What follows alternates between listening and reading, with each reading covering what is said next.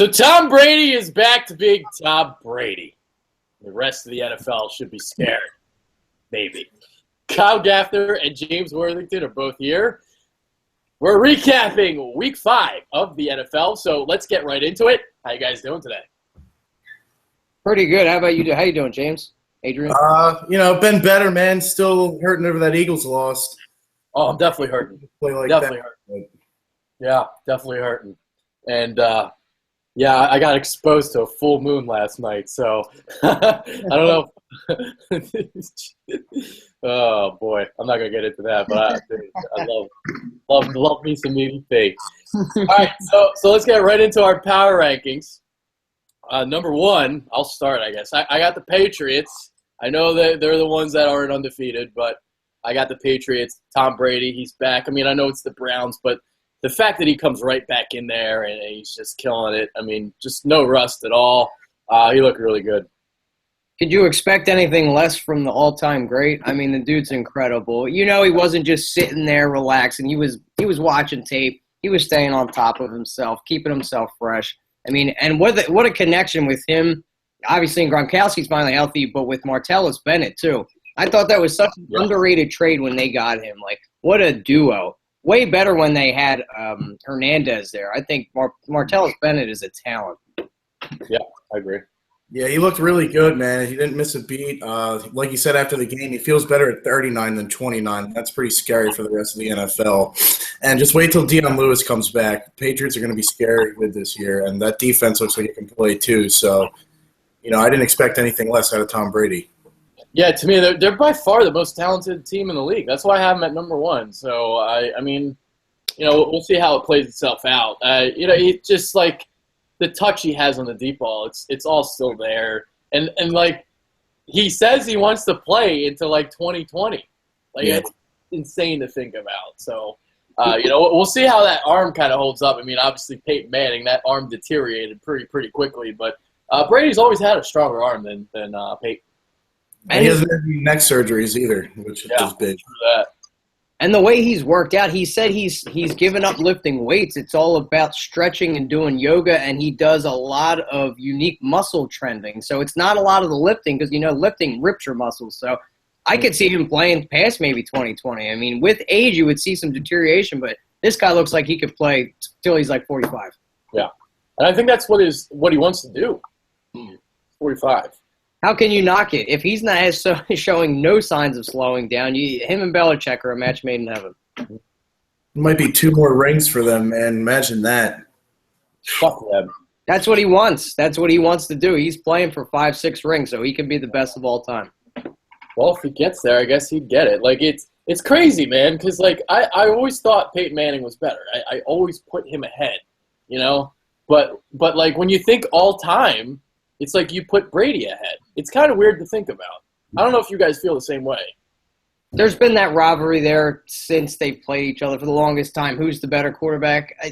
In a clutch situation, I think Tom Brady takes the cake, obviously. Yeah. But reading defenses and all, I think Peyton has that above him. But I don't like to go off of championships because this guy has more championships. I don't think that makes or breaks a player.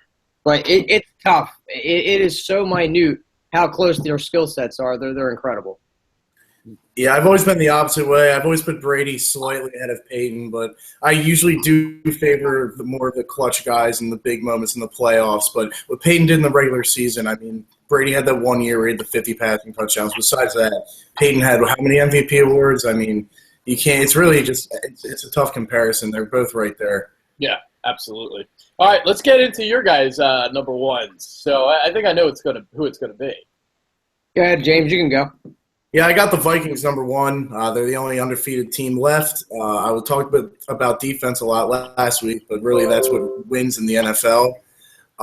So I'll just put the Vikings there. I mean, Sam Bradford is playing out of this mind, out of this world, and that game's going to be tough for the Eagles in Week 7, I think it is. So as an Eagles fan, that worries me, this team. And I also have the Vikings at number 1. I've had them there since week 2, and I'm sticking with it. Not only are they undefeated, but you touched on it, James. That defense it's incredible. Then they're losing guys, like key guys along that defensive line, and it's just the next man is just stepping up. They're a deep team. Sam Bradford is playing really well. They got Stephon Diggs. They lost AP, but when he comes back, he's going to have fresh legs. I mean, this is going to add another scary dynamic to this team. I mean, obviously, I have them at number 2, so I'm like kind of right there with you guys. I mean, they're blowing teams the fuck out. They're just blowing everybody out. Defense extraordinary, and then Sam Bradford again. Like, you know, I'm not well. Obviously, I'm a little bit surprised, but it is the regular season. I want to see how he starts faring when the pressure gets put on, because I've never seen him win a big game in his fucking life. That adds to it too, Adrian. You know, because these first 5 games they've kind of been ahead. He really wasn't been put in the pressure cooker at all. So we'll see if that does get to him, because we saw a little bit of a controversy when they drafted Wentz and how he kind of whined and complained like he didn't even fight for his job. So that's what you want to see in your quarterback, a little bit of fighting them. And we'll have to see what happens. But if they keep cruising like this, it might cruise all the way to the Super Bowl. Yeah, I mean, wait till they're. Well, I agree with Adrian. I want to wait to see what they do in like a close game. I mean, he looked good against Green Bay when that game's pretty close, but when the pressure kicks in, I want to see how Bradford handles that, because I know last year he kind of folded a couple of times. So might see a little bit against Philly, because that's going to have a lot of pressure on that game. That's for sure. Philadelphia. So we shall see. I think their tackles can be had, like T.J. Clemmings in his second year. Who's their right tackle? Andre Smith. Andre Smith is their right tackle. They signed Jake Long to replace him today. What's that? They signed Jake Long to replace him today. They just put Andre Smith on IR, I think. Oh, shit. Yeah, they did. That's what I'm saying. They're losing big cogs to their offense and defensive side. And Jake Long's a good guy if he can stay healthy. Well, he's not going to be ready to play right now. I mean, it's going to take him a couple weeks, but that's that's going to favor the Eagles. I think the Eagles can get after Bradford. Bradford doesn't like pressure in his face. No, he doesn't. That defensive line could eat up, because that would be a weak link. If there was one for the Vikings, it's their offensive line. Yeah. Okay. All right. Vikings, I got them at number 2. Who do you guys have at number 2? I got the Pats at number 2. Okay. So do I. All right. So we don't have to talk about them further. All right. Number 3. Now, this might be where things get a little bit interesting, because the top 2, they're kind of differentiating themselves from the rest of the pack. So number 3, I'm going to go with the Steelers. Last week I had the Seahawks. They had a bye. Steelers, again, look very, very impressive. Beat up on the Jets. Beat up on the Chiefs last week. So back-to-back blowout victories for them after losing to Philly. So Steelers look really, really impressive. They got Le'Veon Bell back in the mix. He looks good. So I got them at number 3. I have them at number 3 as well, and they had Le'Veon Bell. Getting him back was huge. I mean, this offense is loaded. He's got so many toys on that offense. It's incredible, and it's showing. But even if Le'Veon goes back and you rest him, you've still got D'Angelo, so it's a little bit of a drop-off, but not much. This team is really putting it to some pretty good defenses. Yeah, Pittsburgh's unbelievable, man. I mean, we talk about their offense, it seems like every week. Big Ben's playing the best football of his life. That offensive line is playing out of this world. And the one thing I'll say about them, though, I'm a little concerned about their defense, especially in the playoffs, maybe how they play against the run. We'll see. I think defenses have a tendency to get stronger as the season goes. So I still want to put a wait-and-see approach on them just because of their defense. But, I mean, Pittsburgh is – they're definitely one of the best teams in the NFL. Yeah, they kind of struggle to get pressure after the quarterback. They don't really have a lot of great pass rushers. That secondary is still iffy, so they can get passed on. It's just you got to keep up with them, obviously, because their offense is so good. And it's changed since Dick LeBeau has left, since he went down to Tennessee, and they got Keith Butler in there. They're not blitzing as much as we're used to seeing them get a lot of pressure on them. Dick LeBeau with all his schemes and different blitzes, they play a lot of zone there with Keith Butler because of that young secondary, because they can't really get pressure on that quarterback. Yeah, I think that Shazier out too, so wait till they get him back. He's a beast. Yeah, I think they're resting him up. He's always getting out. I know, I've noticed that. All right. So number actually, James, did you say number 3? Steelers? No, not yet. I got the Seahawks at number 3. They kind of pulled a 2015 start to the season, but they've bounced back quicker this year. They got the running game going. I mean, Christian Michael looks like he's pretty good. And I know they got Rawls coming back, so they can kind of have a 1-2 punch there. Russell Wilson on a sprained knee, I mean, probably the best game of his season.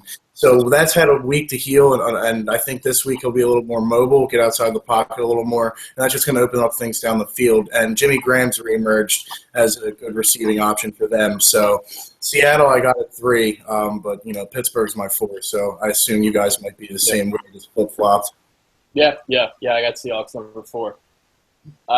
Dude, Russell Wilson, that performance against the Jets was incredible. It really was. And, that offensive line, it's so bad. I was a little bit concerned about him playing because of that, because he can't scramble right now. Mm-hmm. And he tried to kind of scramble a couple times, and it didn't really work for him. So, you got to – I mean, that offensive line is the worst in the league. It's by far the worst in the league. But he killed it. He played really well. And I'll tell you what, those receivers, man, they're really, really underrated. Tyler Lockett, Doug Baldwin, I mean, the guys that they have there, Jimmy Graham's reemergence, they're finally learning how to utilize him. Yeah. Jesus Christ, took that, enough time there, but finally they look really good. Yeah, and I'll have to touch on, too, their offensive line has been playing better. I like their young rookie they have there, their right guard. Fetty? Yeah, Fetty, Jermaine Fetty out of Texas A&M. I think he's a real nasty road grader. I think he's got Pro Bowl caliber. He's really awesome. And I was a little worried about that game because he did have a hurt leg. But I think what also helped him, too, is the Jets don't really have premier pass rushers. I think they're more run stuffers because of the big hogs there. And their linebackers, you'd have to do a lot of blitzing to get to him. But he played phenomenal.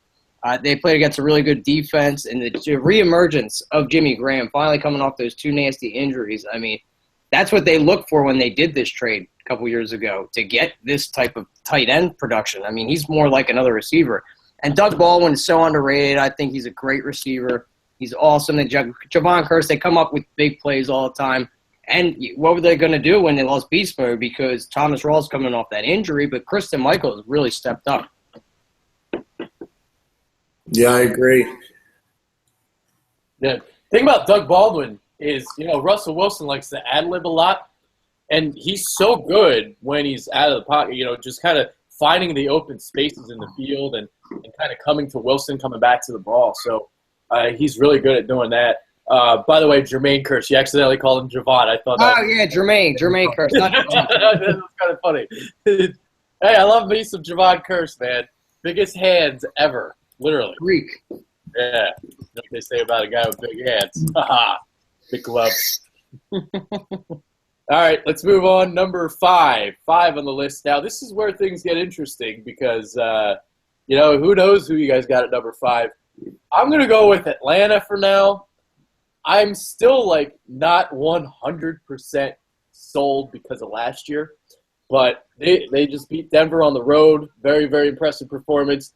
They used their running backs against the linebackers of Denver, and they really capitalized on it. Big game for Tevin Coleman in the receiving game. So Atlanta, I got them at number 5. I mean, they're balling.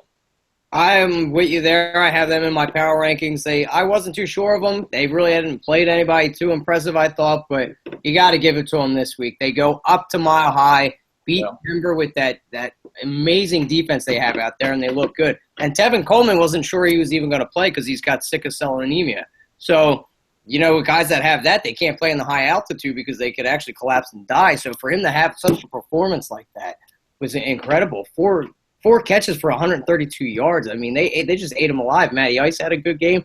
And they were playing against a rookie quarterback, but the defense held their own too. Yeah, I agree. They're also 5th in my power rankings. I mean, I hate to take Denver from first to out completely, but there's just, the teams we got in there I think are better. Denver's offense did not look that good against Atlanta, but again, it was because Paxton Lynch was in there. I think maybe if Simeon's in, it's a little bit different, but at the same time, I mean, we've only seen a little bit out of him. So you got to give Atlanta a lot of credit to go up there, like you guys said, to go up there and beat them with that defense, the defending Super Bowl champions. I mean, I'm pretty close to 100%. Like I'm at like 97. Yeah. But I want to see him keep it going for the rest of the season. Yeah, the thing about I watched the game today on the NFL Game Pass that I have, and I watched Paxton Lynch, and he really wasn't that impressive. He threw a couple deep outs that were really nice, but like just simple like crossing routes. He wasn't putting the ball on the proper shoulder. He was throwing behind some receivers, so it was some of the same stuff I kind of saw at Memphis. Even though he had a high completion percentage, his accuracy wasn't that great, and I saw the same thing Sunday. I mean, it's his first start, so he kind of don't want to too much hate, but Trevor Simeon was better. Definitely, and I was never on the Paxton Lynch bandwagon ever. He's got a big arm, and he's just a big oafish guy. He just reminds me of Osweiler to a T. Oh, Osweiler stinks too. They're just awful. Look how bad he's playing out there. I think once Trevor Simeon gets a little bit healthier, he's going to get inserted right back in there and let the kid learn a little bit more. But they obviously have a better chance of winning when that kid's in there because that offense was really flowing with him in there. Yeah, I mean, he was playing even better than like a game manager, which is what everybody expected out of him. So it's a shame the timing of that injury because it looked like he was about to get into kind of a good rhythm. But I agree with Lynch. I was never sold on him. I mean, he's a little bit more mobile than Osweiler, but they're both big, lanky guys. And I agree, Osweiler has really disappointed out in Houston. I thought they'd be better offensively. I think a lot of people did, but it's just not really working out for them. He's going to have to pick it up, and they need Lamar Miller to get things going there too. But yeah, I mean, I think Simeon's supposed to play this week. He's expecting to play this week, so hopefully he gets back out there. Interesting. Just to touch on Osweiler and the Texans really quick, they are the most boring team to watch in the league right now. I hate watching them play. So boring. And that says a lot because Cleveland's in the league. So they got Hugh Jackson. He's a little bit more creative with the playbook, at least. But that's true. I love Hugh Jackson's play calling, man. I love it. I mean, he makes it interesting, at least. Like Cleveland is bad, but they do a lot of different things. I mean, it's out there in Houston. I don't know what Bill O'Brien. I don't think he's going to be there at the end of the season because this was a big whiff on spending so much money on this quarterback, and he was not worth it. I mean, you have great receivers out there. Utilize them, and you have a really good running back too. I'll just make this point real quick before we move on. I get what they were trying to do with Brock because J.J. Watt is in his prime right now, and they want to win right now. But I made this point to James before we started. Dude, the way the NFL is right now, rookies can come in and produce right away. It's just not the way it was 15 years ago. And that's the mistake they made. They shouldn't have went with Brock Osweiler. They rushed it. They rushed it. Yeah, so they fucked up. They might be looking for a new coach and GM out there because Houston's getting a little itchy.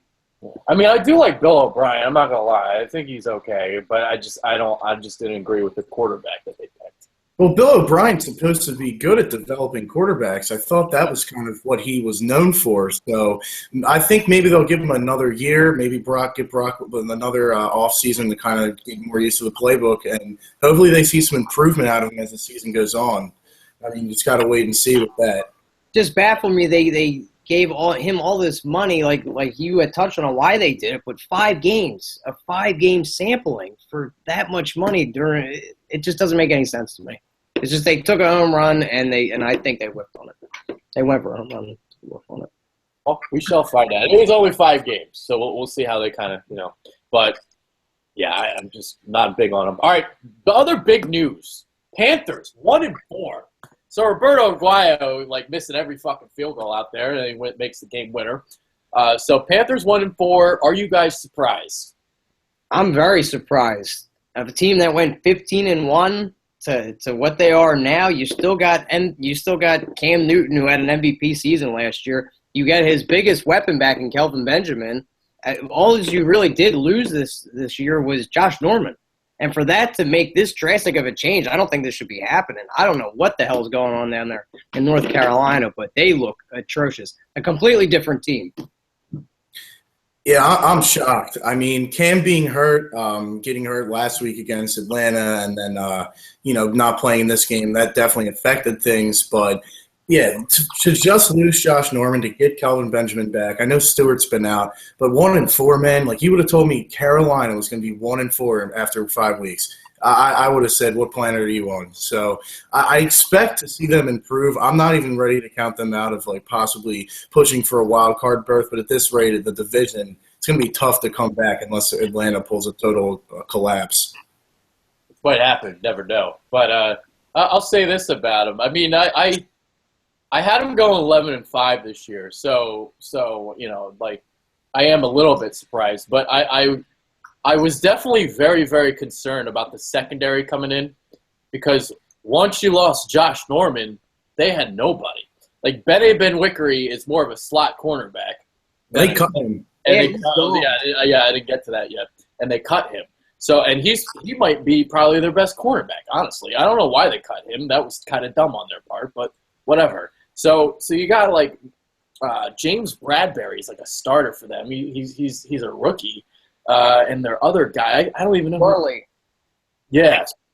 So it's like they're a joke at cornerback, and they don't get as much pressure on the quarterback as they did in years prior. So, they got some problems, man. Defending the pass, they gave up 300 yards to Julio Jones. They decided to go cheap, and they're getting fucked for it. So that's what you get.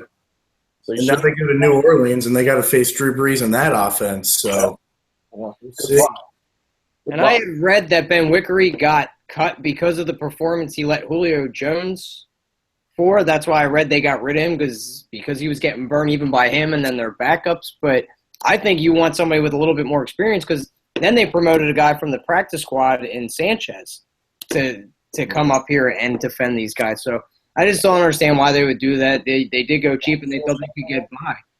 Zach Sanchez, I think his name is. Yeah, I think it's Zach Sanchez. But is he with the Bears? I'm trying to think who that is. Zach Sanchez, I think he was an undrafted guy. He was on the practice squad, and then they brought him up. I mean, he played last night, but if you can't even get past the Buccaneers with this Super Bowl caliber defense that you have, they have a really good defense minus their secondary.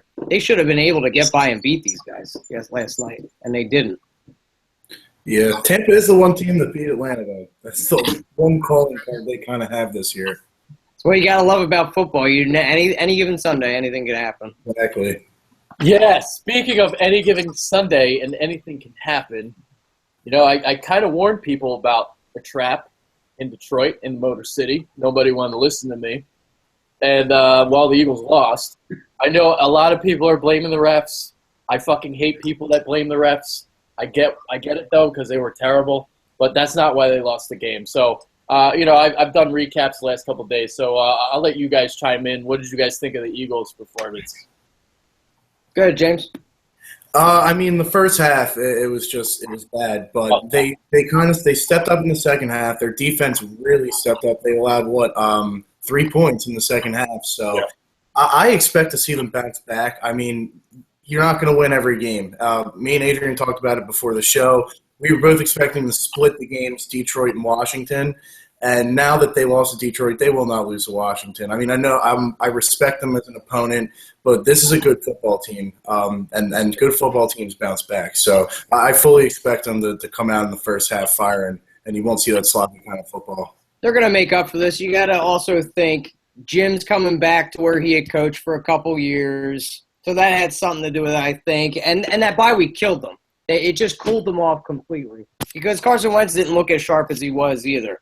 I wasn't too happy with the play calling towards the end of the game. I thought with being up 2 points, you try to be more aggressive and keep your foot to the, on the pedal instead of just trying to run out of the clock and sit on 2 points. So I'm never a fan of teams doing that. I thought they should have just had a nice little flow, do a little more screen passes, and just run the clock out. But they did bounce back in the second half. That defense looked like it did when it was playing the Steelers the week before.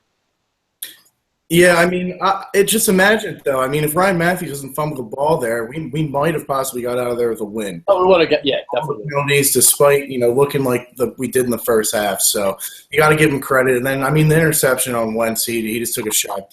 He has been known as kind of a gunslinger, but he's smart. So I think that that's not going to happen too often. I kind of don't like taking the shot that deep in that situation, especially to Nelson Aguilar. But, it is what it is. It happened. Just got to move on.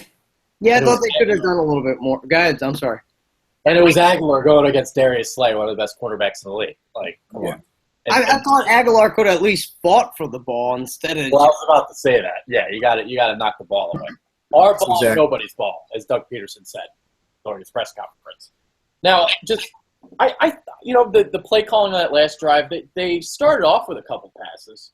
I was fine with the play calling. I mean, I guess on the pitch play, you could have maybe ran it up the middle or something, like that. But I was fine with it. They fucking lost. They just lost. Yeah. And go ahead. I'm sorry. And I was just going to say I was really impressed by Carson Wentz and his ability to lead the team back. I was waiting for something like this from the rookie, and we saw it. I mean, he performed. So they got down 21-7, let him back in the second half. That was awesome to see. And DGB I thought had a great game. I want to see him get out there more and more. When he was going dumb. That's the problem. He's dumb as shit. Just tell him to go straight. Just tell him to run straight and use that athleticism and that size. I would have liked to seen him in that situation going for the bomb rather than Aguilar. Yeah. I'm not going to disagree. Now it's going to be interesting to see how we kind of adjust with Lane Johnson out, whether they put in Big V or they kick Barber out. But, I mean, going against, I know Washington's got Ryan Kerrigan. He's a pretty good pass rusher. So it'll be interesting to see how the O-line adjusts next week. Well, what's going to happen is this. Big V is actually, they said he's reportedly going to be the starter at right tackle. Mike Garofalo reported that. Whether or not that's true, we'll see. I mean, they were talking about that even last week. Yeah. Big V, because they didn't really want to disrupt Barber's success because he's been so good at left guard so far. So that's that. Now, about Kerrigan, we might be seeing some free tight end sets to maybe kind of combat that because you're going to have to help him out. Exactly. You can't let Big V go up against no way. Whether or not you want to help him out, like double team him, whether you want to chip block him, help him with the running back, you're going to have to help him out because Big V's got no shot against Ryan Kerrigan one-on-one. Now, first game, there's going to be a lot of pressure on him, and he's been in the league for a couple years. He's a vast pass rusher. I think he would blow right by him, but I think you do a couple tight end sets or chip him with a running back would be perfect. Yeah. I agree, definitely. I think we'll end that winning streak that Washington's having, too. I mean, they've looked a lot better than they did in the beginning of the season, so they're starting to get a little bit of momentum. But I think of the team to beat in that division I still think it's the Eagles to beat, even though the Cowboys have looked really good. Cowboys have looked really good. Yeah, they have. And people are in denial about it. I'm impressed. I was arguing with somebody yesterday, like somebody telling me Dallas ain't shit. I'm like, dude, you watching the fucking games? They're just being serious. That's why they're not watching, and they're just because they hate the Cowboys probably, and they're just. That's why I know more than fucking them because I'm a realist and I can digest what's going on. Yeah, I mean they've got it looks like a franchise quarterback. I mean Dak Prescott's looked unbelievable for his first season. Ezekiel Elliott, and when Des Bryant gets back on the field, just watch out, man. It's like Aikman, Smith, and Irvin V2. And as an Eagles fan, that scares the living hell out of me. And they're young, and they're so young. They've got a young offensive line. They've got a stud at running back. Des Bryant's still young. I mean, Jason Witten's still getting up there, but the man can still produce. He's the ageless wonder, too. Yeah, they're young up front. And, I mean, on defense, if they get Jalen Smith back next year, next to Sean Lee, nice set of linebackers. Byron Jones is real good back there. They still need some help along that defensive line and maybe a cornerback because they're lacking there. But this defense has looked really impressive. I'm very surprised with the guys they're getting by. Well, that was another argument, like a point I made to people like before the year is, it's a top 5 worst defense on paper. but they don't play games on paper. They got Rod Marinelli as their defensive coordinator, and he does this every single fucking year. He turns shit into gold. He really does. He gets the most out of his players, and they can show it. And they got DeMarcus Lawrence back this week, and he looked pretty fresh coming off the edge. Yeah, he's really underrated too. He's good. Oh, he's very good. And then if Gregory ever straightens his act up, you have another pass rusher coming back. I mean, Rolando McClain is out for the year, correct? He's suspended. I don't know if it's the whole season, but I think 10 games he's suspended. And then you get him back, so they'll have a nice little core of linebackers there. But they just keep getting better, and I'm impressed, man. The way they shut down Cincinnati, wow! They just made that defense look like mincemeat. Sure. Yeah. So yeah, I mean, would you say Dallas is probably the biggest competitor to the Eagles in the NFC East, or Washington or Giants? Dallas. Definitely Dallas. Yeah. Yeah, before the season, I picked the Giants to win the division. That looks pretty stupid now. Definitely Dallas. I don't think so. The Giants don't look as bad as I think they've been playing. They gave Green Bay a little bit of run for their money. Their offense just couldn't get going there for some reason. I don't know why, but the defense, all that money they spent, looks like it's coming up big. George Jenkins is playing good. So is Harrison. Vernon, even Olivier Vernon's looked pretty decent. I mean, he got a little bit too much money, but he's looked okay too. Yeah. I mean, before the season, I wasn't expecting to see probably the NFC Rookie of the Year candidates in the same division. But, yeah, I mean, if Eli needs to get things going, that offense is too talented to be playing like they are. A couple fantasy leagues actually have Sterling Shepard, and he's been disappointing me lately. So I'd like to see him get it going, but then again, they are a divisional opponent of the Eagles. So fantasy or the division, it's a battle. It's definitely an uphill battle. All right. News today. Colin Kaepernick named the starter for the 49ers for this weekend's game, this Sunday's game. It's about fucking time. Blaine Gabbert stinks. And, Kaepernick isn't any better, but I mean, Jesus Christ. We're talking about Blaine Gabbert here. Fucking sunshine. Awful. He does remind me of Sunshine from Remember the Titans. Let's see. They cut off his locks, and now he's crying about it. But after week one, I would have taken Blaine Gabbert out. Yeah, Colin Kaepernick. I was never a Kaepernick fan, even when they were going to Super Bowls, but it was because of the team that was around him. And now that you're putting him out there, maybe he gives you a better chance to win, but he had to make that change just from a football stance. Yeah, I agree. I mean, Blaine Gabbert, he's not good. We've known this for a while. I mean, at least in the Chip Kelly offense, I think Kaepernick will get the ball going a little bit. The run game should pick up because defenses are actually going to respect his ability to run. I like what I've seen out of Carlos Hyde in that offense. So if Kaepernick can at least be a little bit better throwing the football, I mean, he might be an upgrade, but we'll have to see. He's had a lot going on with his whole protest and everything. So who knows where he's at mentally, even if he's even ready to go. We'll see. All right. Anybody catch your eye this past weekend out on the field? What'd you say? I'm sorry, I didn't hear you. Caught your eye which players caught your eye? I'll throw a name out there. How about Adam Thielen? Minnesota Vikings. He and Bradford are building like this rapport, White receivers, baby. Yeah, this guy's kind of came out of nowhere. Is he a rookie this year? I've never even heard of this guy up until the past couple of weeks. I don't know if he's a rookie. Let me see. I'm going to look it up. Yeah, he was in there for Diggs, I guess, wasn't he? Yeah. And Treadwell hasn't even seen the field. That's surprising. Yeah, I don't know what's going on there. I thought he'd see some more looks with Diggs out, but looks like he's not ready yet. And he's been doing – Zimmer's been doing this past couple of years. He never really puts the draft picks – he doesn't start them right away. It takes a little bit of time for him to work them into the offense or the defense. Adam Thielen, third season out of Minnesota State. Oh, wow. Okay. So he's been in the league for a little bit, but it looks like he's built a really good rapport with Sam Bradford. No. How about Terrence? What's that? Well, he hasn't really done much. He only had 144 yards last year and 137 yards his rookie year. He's already got 272 with a touchdown this year. So he's creamed it by now, but hey, who knows? It looks like he's built because he's gotten a touchdown in the past 2 games, I believe.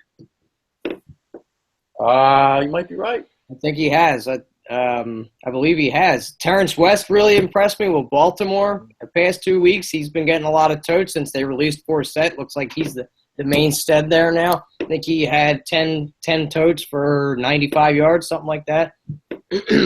Yeah, Terrence West, I've always liked him as a runner. It's nice to see him finally getting a full-time opportunity. And I actually think, did Forsett, he signed with Detroit today, didn't he?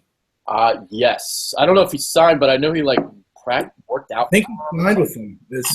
And that's an interesting signing. And I like a running back there in Baltimore that's been a little banged up, Kenneth Dixon. I think he has a chance to really emerge as a star if he gets a little bit more time. That would be a nice little combo with West if he keeps producing like this. Yeah, Dixon's definitely got a lot of talent. Jeremy Curley's actually been really surprising too. He was with Detroit. He got cut, and it looks like he's been really the past 2 weeks. He looks like he's been a main target out there in San Francisco for a guy that was merely just a slot receiver out there in New York with the Jets. So considering they have nobody at wide receiver, they got to throw it to somebody. That's true. You figured they would be giving it to Hyde mostly, or even the Selleck or Vance McDonald. Yeah. Well, I got 3 guys here, all from the same team, and even though they lost, man, Brian Hoyer, Jordan Howard, and Cameron Meredith. Meredith, I haven't even heard of before. And I'm seeing he had 130 yards and a touchdown. Yeah, he had a good week. He was pretty good coming out as a rookie, too, so I'm not surprised there. But Meredith, man, big shocker. Howard's been impressive. He took the starting role away from Langford. He's about to keep her, too. Oh, he is? Yeah. No, Howard's going to keep the job. I think he will, too. Yeah, he looks good. Howard looks good. I used Jordan Howard this week in fantasy, so for one of my teams. Good move. Against that Colts defense. Good move. Yeah. Leave him in. Well, that's what I'm hoping Lamar Miller gets going against this week. Yes. Yeah. Colts. All right, so that's about it. It's 7:55. I'm doing a flyer show not going to be at 8 o'clock, but right after 8 o'clock, I guess. So any final thoughts before we get out? Can we please get Phillip Rivers out of San Diego? How more ways can they figure out how to lose a game for this guy? I mean, Jesus. I don't know if you guys saw what happened, but they haven't been able to keep a lead in the past 4 games in the last 2 minutes. They've been up. And this week, it looks like they're going to go into overtime with Oakland, and they muff a snap to kick the field goal at the 20-yard line. I feel so bad for this guy. He does everything he can for them to be able to win. They should be 4-0 right now. So I hope this guy can get some help. They can get some wins. I feel so bad for the guy. He's at near the end of his career, and he's just been stellar his whole career. And I just would like to see him get a chip. So hopefully they can start winning some games for this guy because it's sad to see. Yeah, Rivers is a hell of a quarterback, man. He's just always had some bad teams. I mean, I think they made the playoffs a couple times with him. Oh, they did. Never really had a team like Peyton's had around him, or even Tom Brady, and he could be in that upper echelon if he had more talent around him. So I agree with you. It'd be nice to see him to get out of there. I mean, maybe send him to Denver. It's a little late now, but maybe next season. Denver or even Cleveland, maybe, if they want to have a quarterback for a year or two before they. I mean, something. It's a shame. I don't think Phillip Rivers wants to go to Cleveland. I don't think it's worse than being in San Diego with the way they've been playing, man. It's awful. 4-0 to 1-4. It's tough losing Keenan Allen back-to-back seasons too. That's rough luck. It is. I thought I was a genius by drafting him in all my leagues. Jeez. All right. So that about wraps it up for this show. For Kyle Gaffner, James Worthington, I am Adrian Bedke. Hopefully you guys like this. And if you guys got your power rankings on your own, let us know in the comments section below. Who's your number 1 team, 2, 3, 4, 5? Go through the list. So let us know. So we are out later. Again, hopefully you guys enjoyed. Peace.